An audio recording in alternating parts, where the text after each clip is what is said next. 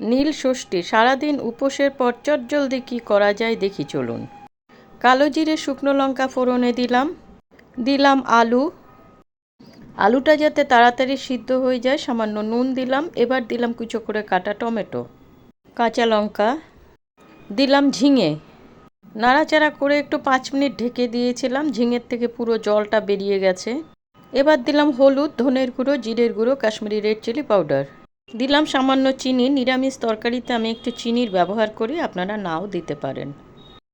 ধনে পাতা।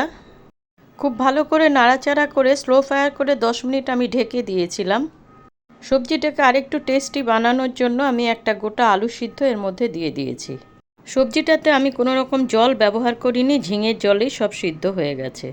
সঙ্গে একটা পরোটা বানিয়ে নিচ্ছি। নিলাম আটা, সঙ্গে দিলাম আলু সিদ্ধ, ধনে পাতা, পরিমাণ মতো নুন আর বেশ কিছুটা তেল মেখে এটা দিয়েই পরোটা বানিয়ে নিয়েছি।